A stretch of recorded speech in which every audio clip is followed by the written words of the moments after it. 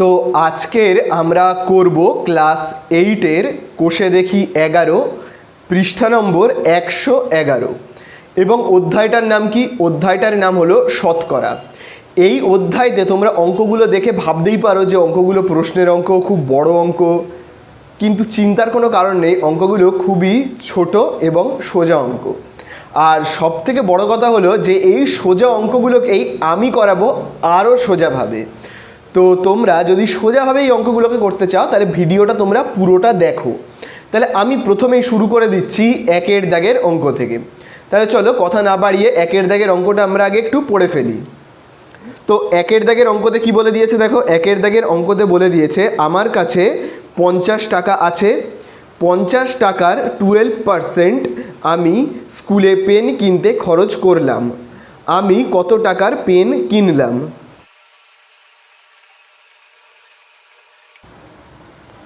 তাহলে দেখো আমি এখানে কি লিখলাম, 50 টাকার 12% খরচ করা হলো পেন কিনতে, অর্থাৎ কত টাকা দিয়ে পেন কেনা হলো দেখো। তাহলে আমি লিখছি অর্থাৎ পেন কেনা হলো কত টাকা দিয়ে। দেখো আমার কাছে মোট কত টাকা ছিল, আমার কাছে মোট ছিল 50 টাকা, এই 50 টাকার 12%, তাহলে আমরা এখানে লিখলাম 50 টাকার কি 12। এবার দেখো 12-এর পাশে কি রয়েছে পার্সেন্ট, পার্সেন্ট মানে কি, পার্সেন্টকে আমরা বাংলায় বলি শতকরা, মানে 100। তাহলে যেহেতু এখানে পার্সেন্ট আছে তাই জন্য আমরা নিচে কি লিখবো, লিখবো 100। এবারে আমরা যদি কাটাকুটি করি তাহলে দেখো কী হবে, 0 0 কাটবে এবং 5 1-কে 5, 10কে ভাগ করলে কত হবে, 5 2 10। এরপরে দেখো আমরা যদি 2 দিয়ে কাটাকুটি করি, 2 1-কে 2 এবং কত হচ্ছে 2 6 12। তাহলে দেখো 1 গুণ 6 অর্থাৎ কত হচ্ছে, হচ্ছে 6 টাকা। তাহলে আমি পেন কিনতে কত টাকা খরচ করলাম, আমি পেন কিনতে খরচ করলাম 6 টাকা। তাহলে এটা হয়ে গেল 1-এর দাগের অঙ্কটা। এবারে আমরা চলে আসবো 2-এর দাগের অঙ্কটাতে। দেখো 2-এর দাগের অঙ্কতে কি বলেছে, বলেছে বিদেশ থেকে একটি মেশিন এখানে আনতে 120% কর দিতে হয়। যদি মেশিনটির দাম বিদেশে 3 লক্ষ টাকা হয় তবে কর দেওয়ার পর এখানে কত দাম হবে হিসাব করে লিখি।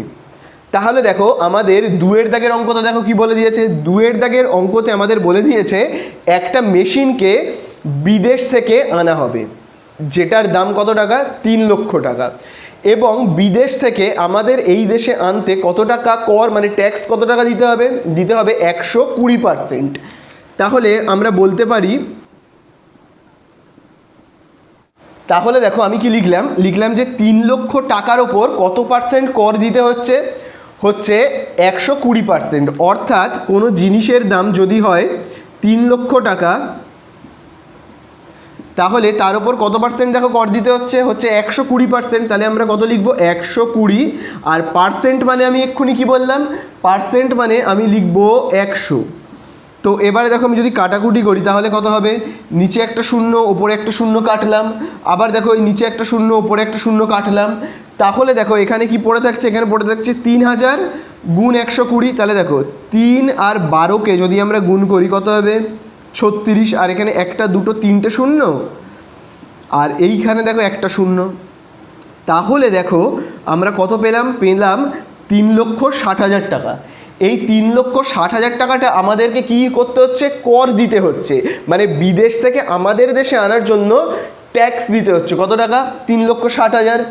আর মেশিনটার অ্যাকচুয়ালি দাম কত, দাম হলো 3 লাখ টাকা, তাছাড়া আরও কর দিতে হচ্ছে কত টাকা, 3,60,000। মানে 3 লাখ টাকা মেশিনের দাম, আরও 3,60,000 কী করতে হচ্ছে, আমাদের কর দিতে হচ্ছে। তাহলে আমাদের দেশে এই মেশিনটার মোট দাম কত হবে, আসল দাম 3 লাখ আর 3,60,000 কর দিতে হচ্ছে, তার মানে মোট কত হচ্ছে এবার আমাদের দেখতে হবে। তাহলে আমরা এখানে উত্তরটাকে লিখব যে এখানে, তাহলে দেখো আমি কি লিখলাম, এখানে মেশিনটির দাম হবে, তাহলে কত টাকা হবে দেখো, অ্যাকচুয়ালি মেশিনটার দাম হলো 3 লক্ষ টাকা, আর তার সাথে কর দিতে হচ্ছে কত টাকা, 3,60,000। তাহলে মোট কত টাকা দাম হবে এখানে আসলে, 3 লাখ আর 3,60,000 মানে হলো 6,60,000 টাকা দাম হবে মেশিনটার আসল দাম আমাদের দেশে। তো হয়ে গেল আমাদের এই অঙ্কটা শেষ। তো এবারে আমরা করব 3-এর দাগের অঙ্কগুলি। সেখানে দেখো বলে দিয়েছে হিসাব করে মান লিখি। তো দেখো এবারে আমরা করব 3-এর দাগের অঙ্কগুলি। 3-এর দাগের অঙ্কতে দেখো প্রথমেই বলে দিয়েছে 80 টাকার 15%। তাহলে আমরা লিখব 80 ইন্টু, দেখো এখানে বলে দিয়েছে কি 15%, তাহলে আমরা এখানে লিখব 15, আর পার্সেন্ট মানে আমরা কি দেবো, লিখব 100। তাহলে দেখো আমরা যদি কাটাকুটি করি কি হবে, 0 0 কাটলো। এবারে আমরা যদি 5 দিয়ে কাটি তাহলে দেখো হবে কত, 5 3 15 এবং 5 2 কত হবে 10। আবার দেখো এখানে 2 রয়েছে, 2 দিয়ে আমরা যদি কাটি 2 1 কে 2, আর হবে 2 4 কত 8। তাহলে দেখো এখানে কত হচ্ছে 4 গুণ 3, অর্থাৎ 4 3 কত 12 টাকা। বুঝতে পারলে তোমরা আশা করি। এবারে আমি করব 2-এর দাগের অঙ্কটা। দেখো এখানে বলে দিয়েছে 215 টাকার কত পার্সেন্ট বলে দিয়েছে, দেখো 12%। তাহলে আমরা এখানে লিখব 12, আর পার্সেন্ট মানে আমরা কি লিখব 100। এবারে আমরা কাটাকুটি করি। দেখো আমরা যদি 5 দিয়ে কাটি তাহলে হবে কত, 5 20 100, এবং একে 5 দিয়ে কাটলে কত হবে, 5 4 20 এবং 5 3 15। আবার দেখো আমরা যদি কাটাকুটি করি তাহলে এখানে হবে 12 আর 20কে আমরা কি দিয়ে কাটবো, 4 দিয়ে, 4 3 12 এবং 4 5 20। তাহলে দেখো আমাদের এখানে হচ্ছে 43 গুণ 3, অর্থাৎ কত, 3 3 9 এবং 3 4 12। তাহলে দেখো নিচে কত হচ্ছে 5। এবারে আমরা এটাকে যদি ভাগ করি তাহলে দেখো কত হবে, 5 2 10, 2 নিচে নামবে এবং 5 5 কত হবে 25। এবারে দেখো বিয়োগ করলে কত হবে, 9 থেকে 5কে বিয়োগ করলে আমরা পাবো 4, দশমিক বসিয়ে আমরা 0 আনবো, কত হলো 40, 5 8 40। তাহলে দেখো আমাদের এটা কত হলো, ভাগফলটা হলো 25.8। তো এটাই হলো আমাদের উত্তর। পাশে আমরা লিখে দেবো কি, পাশে আমরা লিখে দেবো টাকা। এবারে আমরা করব 3-এর দাগের অঙ্কটা। তো এবারে আমরা করব দেখো 3-এর দাগের অঙ্কটা। সেখানে দেখো বলে দিয়েছে 37.8, তার কত পার্সেন্ট, 110, আর আমরা নিচে কত লিখবো, নিচে লিখবো 100। এবারে আমরা যদি দশমিকটাকে মানে শূন্যটাকে কেটে দিলাম, ওপরে শূন্য নিচে শূন্য কেটে দিলাম, তো দশমিকটাকে যদি আমরা তুলে দিই তাহলে আমরা কি লিখবো 1। দেখো দশমিকের পর ডান দিকে কটা সংখ্যা আমরা দেখবো, দেখো দশমিকের পর একটাই মাত্র সংখ্যা, সেটা হলো 8। তো দশমিকের পর একটা সংখ্যার জন্য আমরা একটাই শূন্য বসাবো।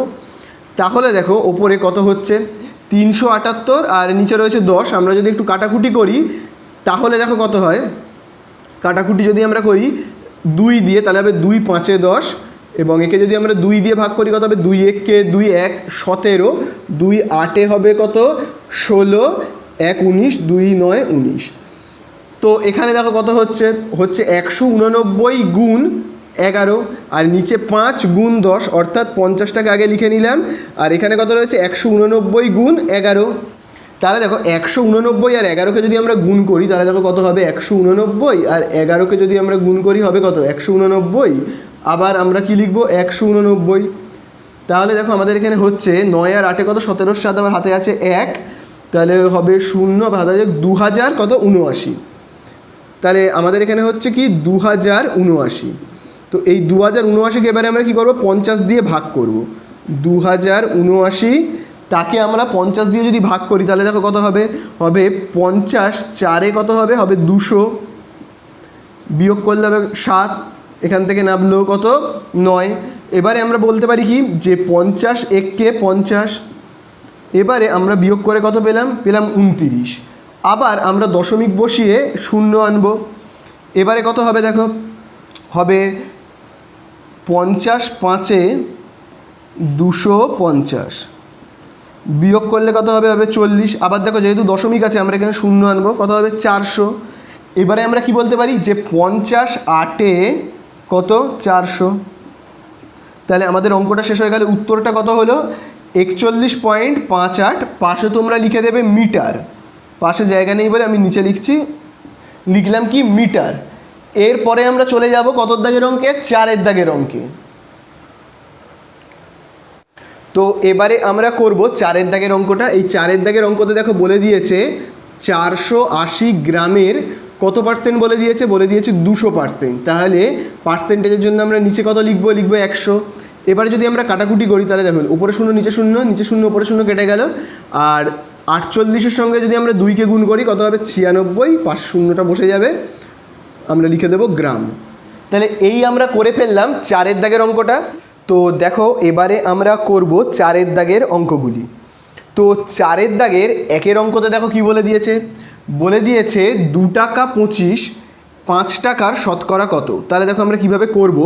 প্রথম সংখ্যাটা দেখো কত বলেছে, প্রথমটা দেখো বলে দিয়েছে এখানে 2.25, তাকে আমরা লিখব ওপরে 2.25। বলেছে এই টাকাটা 5 টাকার কত, তাহলে 5 টাকাকে আমরা কি লিখব, কোথায় লিখব, নিচে। বোঝা গেল? তাহলে প্রথমে যে টাকাটা বলে দেবে তাকে আমরা লিখব ওপরে, আর তারপরে যেটা বলে দেবে দেখো 5, তাকে আমরা লিখব নিচে। এবারে বলেছে এটা শতকরা কত, তাহলে শতকরা মানে আমি কি লিখব, লিখব 100। তাহলে এবার আমি দেখো দশমিকগুলোকে যদি তুলে দিই তাহলে আমরা নিচে লিখব 1। দেখো দশমিকের পরে ডান দিকে কটা সংখ্যা, দেখো দশমিকের পর ডান দিকে 1টা 2টো, তাহলে আমরা এখানে 2টো শূন্য বসাবো।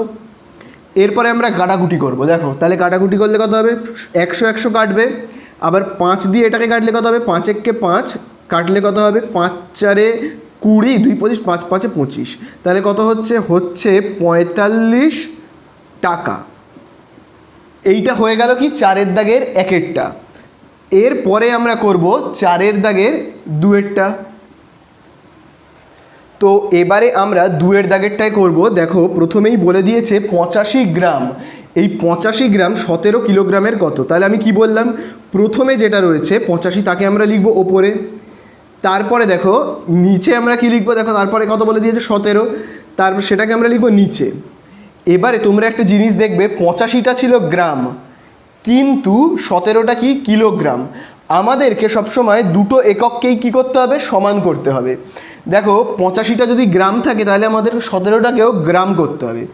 তাহলে দেখো 1 কিলোগ্রাম মানে কত গ্রাম, দেখো আমি এখানে লিখে দিচ্ছি 1 কিলোগ্রাম মানে হলো 1000 গ্রাম। তাহলে 17 কিলোগ্রাম মানে কত গ্রাম হবে, 17 কিলোগ্রাম মানে হবে 17,000 গ্রাম।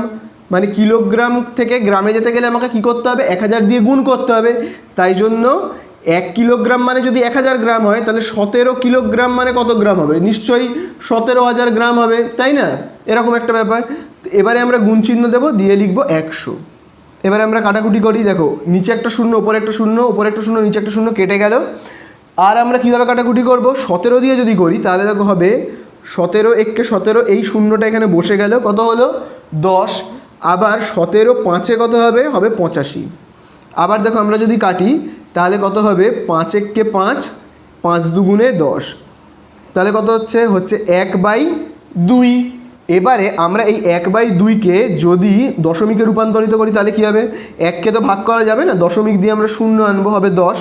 2 5 কত হলো 10, আর এখানে আমরা একটা শূন্য বসিয়ে দেবো। আর পাশে আমরা কি লিখব, পাশে আমরা লিখব গ্রাম। তাহলে উত্তরটা আমরা কত পেলাম, পেলাম 0.5 গ্রাম। এই অঙ্কটা আমাদের হয়ে গেল শেষ। তো দেখো এবারে আমরা করব 4-এর দাগের 3-এর অঙ্কটা। দেখো এখানে আমাদের কি বলে দিয়েছে, বলে দিয়েছে 2 কিগ্রা 250 গ্রাম 0.72 কুইন্টালের শতকরা কত।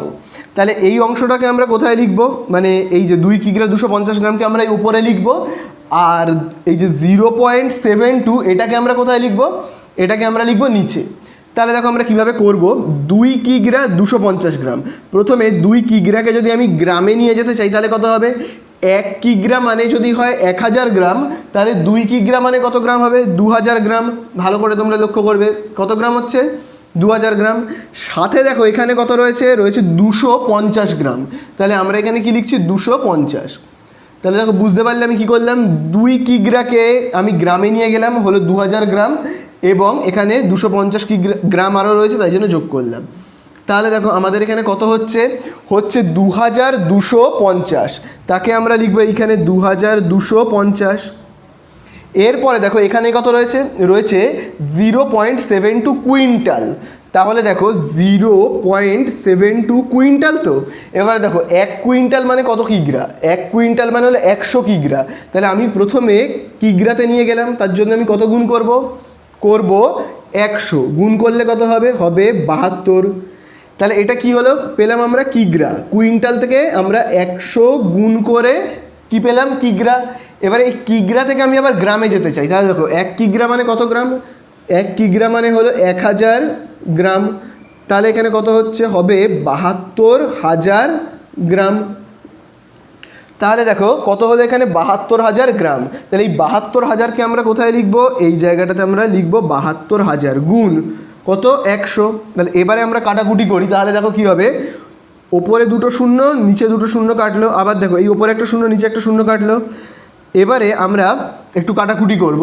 তো কি দিয়ে কাটাকুটি করব, আমরা কাটাকুটিটা করছি ৯ দিয়ে। তাহলে দেখো কত হবে, ৯ ৮ ৭২, এটাকে ৯ দিয়ে ভাগ করলে কত হবে, দেখো ৯ দুগুণে ১৮ এবং ১৮ ৪৫, তাহলে কত হবে ৯ ৫ ৪৫। তাহলে দেখো আমাদের উত্তরটা কত হচ্ছে 25/8। তাহলে আমরা কি লিখবো 25/8। তাহলে দেখো আমাদের উত্তরটা কত হচ্ছে 25/8। তো এটাকে আমি এখানে ভাগটা করছি যেহেতু জায়গাটা কম আছে, তাহলে 25কে আমি যদি 8 দিয়ে ভাগ করি তাহলে দেখো এখানে কত হবে, ৮ 3 কত 24, বিয়োগ করলে কত হবে 1, দশমিক বসিয়ে আমরা নেব 0, আবার হবে 8 1 8, আবার বিয়োগ করলে কত হবে 2, দশমিক আছে 0, লিখবো 8 দুগুণে 16, এরপরে বিয়োগ করলে কত পেলাম 4, তাই তো, দশমিক আছে বলে 0, এবারে আমরা কত লিখবো 8 5 40। তাহলে দেখো আমাদের উত্তরটা কত হচ্ছে 3.125। তাহলে আমরা এখানে কত লিখবো 3.125, আর পাশে আমরা লিখবো গ্রাম। এই হয়ে গেল আমাদের উত্তর।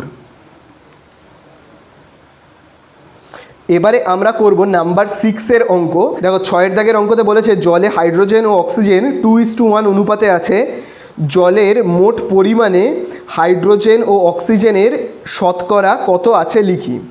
তাহলে দেখো 6-এর দাগের অঙ্কটাতে আমাদের কি বলে দিয়েছে, 6-এর দাগের অঙ্কটাতে আমাদের এখানে বলে দিয়েছে, তাহলে দেখো 6-এর দাগের অঙ্কটাতে আমাদের কি বলে দিয়েছে হাইড্রোজেন ও অক্সিজেনের অনুপাত 2:1। তার মানে দেখো প্রথমে কে রয়েছে হাইড্রোজেন, তার মানে প্রথম সংখ্যাটা কত রয়েছে 2, তার মানে হাইড্রোজেন মানে কত 2, আর সেকেন্ডে রয়েছে কি অক্সিজেন, অক্সিজেন মানে কত, অক্সিজেন মানে হলো 1। তো এখানে জানতে চাইছে হাইড্রোজেন ও অক্সিজেনের শতকরা ভাগ কত, মানে 100-র মধ্যে হাইড্রোজেন কত আছে এবং 100-র মধ্যে অক্সিজেন কত আছে। তাহলে আমরা এখানে লিখবো,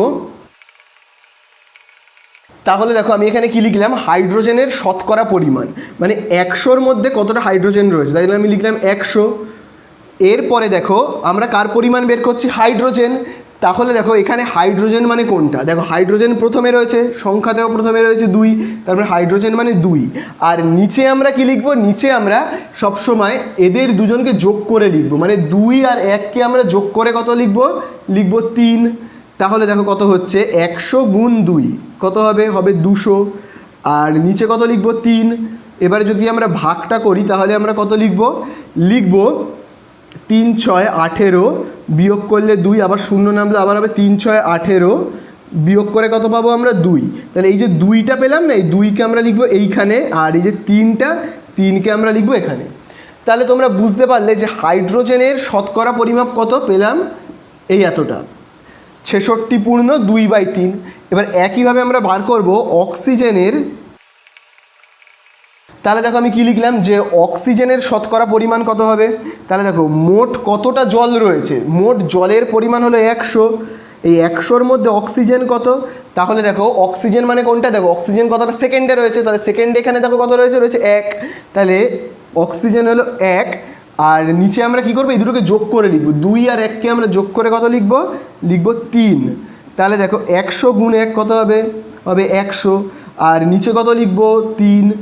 এবারে আমরা 100কে যদি ভাগ করি 3 দিয়ে তাহলে কত হবে 3 3কে 9, আবার 1 0টা নামবে, আবার লিখবো আমরা কত 3 3কে 9, বিয়োগ করে আমরা কত পেলাম 1। এই যে 1টা পেলাম, এই 1কে আমরা লিখবো এইখানে, আর এই 3কে আমরা লিখবো এইখানে। তাহলে এই আমরা পেয়ে গেলাম অক্সিজেনের শতকরা পরিমাণ, আর আমাদের অঙ্কটা শেষ হয়ে গেল। তাহলে উত্তর আমরা কী কী পেলাম, হাইড্রোজেনের শতকরা পরিমাণ হলো এইটা 66/2/3, এবং অক্সিজেনের শতকরা পরিমাণ আমরা পেলাম এইটা, মানে 33/1/3%। হয়ে গেল আমাদের অঙ্কটা শেষ। এবারে আমরা করব 7-এর দাগের অঙ্কটা। সেখানে দেখো বলে দিয়েছে হৃদয়পুরের একটি কারখানায় আগে দৈনিক 1500টি বোতল তৈরি হতো, এখন তৈরি হয় দৈনিক 1695টি বোতল। ওই কাঁচের কারখানায় উৎপাদন শতকরা কত বৃদ্ধি পেয়েছে হিসাব করে লিখি। তাহলে দেখো 7 দাগের অঙ্কটাতে কি বলে দিয়েছে, বলে দিয়েছে আগে তৈরি হতো 1500খানা বোতল, আর এখন কতগুলো বোতল তৈরি হচ্ছে, এখন তৈরি হচ্ছে 1695খানা বোতল। তার মানে ব্যাপারটা বোঝো, আগে তৈরি হতো 1500খানা বোতল আর এখন তৈরি হচ্ছে 1695খানা বোতল। তাহলে এখন বেশি তৈরি হচ্ছে, আগে কম তৈরি হতো। তাহলে আগের থেকে এখন বোতল তৈরি বেড়ে গেল না কমে গেল? আগের থেকে এখন কিন্তু বোতলের উৎপাদন আরও বেড়ে গেল। তাহলে আমরা এখানে লিখব যে বোতল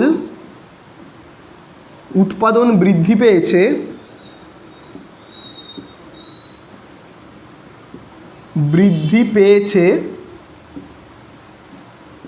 তাহলে দেখব কতটা বোতল উৎপাদন আমাদের বৃদ্ধি পেল। তাহলে দেখো আমাদের বোতল এখন উৎপন্ন হচ্ছে 1695খানা আর আগে উৎপন্ন হতো 1500খানা। তাহলে এখন বেশি হচ্ছে, কতটা বেশি হচ্ছে বের করতে গেলে আমরা কী করব, বিয়োগ করব। তাহলে দেখো বিয়োগ করলে কত হবে, বিয়োগ করলে আমরা পাবো 195খানা বোতল আগের থেকে এখন বেশি উৎপাদন হচ্ছে। তাহলে বলেছে 100-র মধ্যে বোতল উৎপাদন কত বৃদ্ধি পেয়েছে। তাহলে আমরা লিখব অতএব বোতল উৎপাদন শতকরা বৃদ্ধি পেয়েছে। তাহলে দেখো আমি কি লিখলাম এখানে, বোতলের উৎপাদন শতকরা বেড়েছে, মানে 100-র মধ্যে কত বেড়েছে আমরা কি করে বের করব। দেখো আমরা প্রথমেই নিচে লিখব আগে কত বোতল উৎপাদন হতো। দেখো আগে বোতল উৎপাদন হতো 1500খানা আর এখন বোতল বেশি উৎপাদন হচ্ছে, মানে এক্সট্রা কতগুলো করে উৎপাদন হচ্ছে, 195খানা করে বোতল এক্সট্রা উৎপাদন হচ্ছে। ওপরে আমরা লিখব যতটা বেড়ে গেল আর নিচে লিখব আগে কতটা হতো। এবার 100-র হিসাবে কত, তাহলে আমরা 100 দিয়ে গুণ করব। তাহলে কাটাকুটি যদি আমরা করি, ওপরে দুটো শূন্য এবং নিচে দুটো শূন্যকে আমরা কেটে দেব, এবং এখানে যদি আমরা 5 দিয়ে করি তাহলে কত হবে, 5 × 3 = 15, এবং এখানে হবে 5 × 3 = 15, 5 × 9 = 45, আবার যদি আমরা 3 দিয়ে করি 3 × 1 = 3, 3 × 13 = 39। তাহলে আমরা বলতে পারি যে এখন বোতলের উৎপাদন বেড়ে গেল কত, দেখো এখানে 13 হয়েছে, তাহলে আমরা বলতে পারি 13% বোতলের উৎপাদন বেড়ে গেছে।